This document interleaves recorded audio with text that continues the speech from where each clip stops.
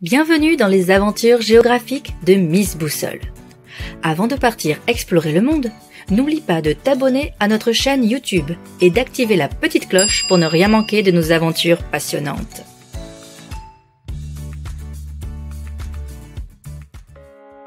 Qu'est-ce que c'est une commune?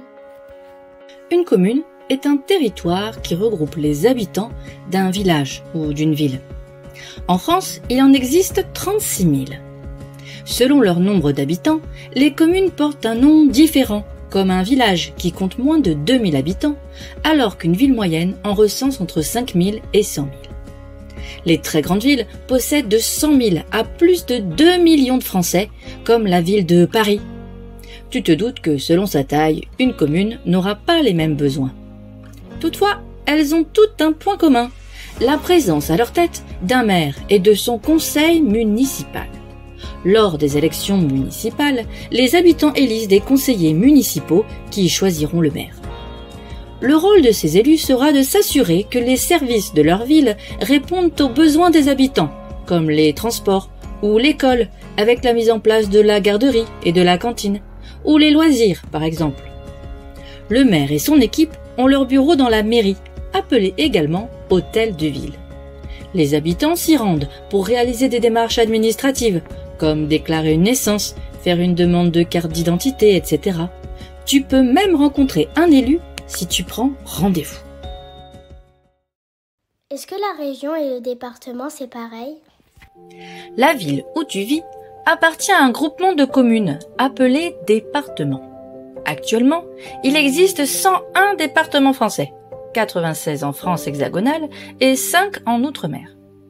Pour assurer le fonctionnement du département, les Français participent de nouveau à une élection, celle des conseillers départementaux qui choisiront ensuite leur président. Ces conseillers devront s'occuper des transports en commun au niveau départemental, de la construction et de l'entretien des collèges, et les services sociaux auront pour mission de soutenir les personnes dans le besoin. Et la sécurité dans tout ça? Cette fois-ci, c'est l'État lui-même qui intervient. Il choisit un préfet par département. Ce haut fonctionnaire d'État est en quelque sorte le chef de la sécurité publique et des polices départementales. En ce qui concerne la région, tu t'en doutes, il sera encore question de regroupement et d'élection. Il existe 18 régions, 13 dans l'Hexagone et 5 en Outre-mer, qui regroupent 2 départements, comme la Corse, à 8 départements, comme l'Île-de-France. Chaque région a des conseillers régionaux qui sont élus par les citoyens qui éliront ensuite le président de région, tu as deviné, et ainsi constituer le conseil régional. Leur mission sera de s'occuper des lycées, de la formation professionnelle ou encore du tourisme. Pour mieux comprendre ce que nous venons de découvrir, prenons l'exemple de Léon, 9 ans, vivant à Jonquière en 2024, une ville moyenne du sud de la France avec environ 5400 habitants. Lors des élections municipales, les citoyens ont élu le conseil municipal dirigé par le maire Louis Biscara. Jonquière se trouve dans le département du Vaucluse, numéro 84, dont le conseil départemental est présidé par une femme, Dominique Santoni. Le Vaucluse fait partie de la région Provence-Alpes-Côte d'Azur, présidée par le conseil régional Renaud Muselier. Et si on vit en Nouvelle-Calédonie ou à La Réunion, est-ce que tout fonctionne comme chez Léon? Notre pays est constitué de la France hexagonale, c'est-à-dire la France rattachée au continent européen, mais aussi de la France d'outre-mer, composée des territoires au-delà des mers de l'Hexagone. Ces territoires particuliers n'ont pas toujours le même fonctionnement, car ils ont des statuts administratifs différents. D'abord, les départements et régions d'outre-mer, ou DROM, qui dépendent de l'Hexagone. Ils ont donc le même gouvernement, la même capitale et la même organisation. Ils sont composés de la Guadeloupe, la Martinique, la Réunion, Mayotte et la Guyane, la seule à ne pas être une île. La langue officielle est le français, mais elle n'est pas la seule parlée. Dans les DROM, il existe de nombreuses langues locales ou régionales. Par exemple, sur l'île de la Réunion, le créole réunionnais est parlé par 80% de la population en plus du français. D'ailleurs, Léon va tous les étés sur l'île pour y retrouver sa tante qui adore lui raconter son histoire et lui apprendre le créole réunionnais.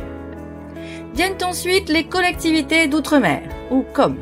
elles sont plus indépendantes et ont leur propre gestion, disposant d'une assemblée ou d'un conseil territorial. La langue officielle est le français, mais de nombreuses langues locales sont également parlées comme dans les Drom. Les COM comprennent l'archipel de Saint-Pierre et Miquelon, les îles Saint-Martin et Saint-Barthélemy, Wallis et Futuna, la Nouvelle-Calédonie et la Polynésie française. Enfin, on peut trouver les terres australes et antarctiques françaises, ou les TAAF, qui regroupent des îles dans l'océan Antarctique, les îles australes, des îles éparses dans l'océan Indien et Terre Adélie, un territoire sur le continent antarctique, au pôle sud. La population n'y est pas permanente et se compose de militaires et de scientifiques en mission. Tu sais maintenant que le territoire administratif français se compose de la France hexagonale, en Europe, et de la France d'outre-mer. Ta ville appartient à un département qui lui-même appartient à une région. Chaque unité territoriale est dirigée par un conseil et une haute autorité, comme le maire, le président de département, le préfet ou encore le président de région. Tout est organisé afin d'assurer un fonctionnement efficace du pays ayant pour objectif de répondre aux besoins des citoyens français. Retrouvez-nous pour en savoir plus sur la géographie en téléchargeant la séquence complète qui accompagne cette vidéo. Vous trouverez la fiche de préparation, un quiz, des fiches documentaires pour vos élèves, des exercices, la trace écrite et une évaluation. Utilisez les liens dans la description ou directement sur le site passeeducation.fr. À bientôt pour une nouvelle aventure géographique.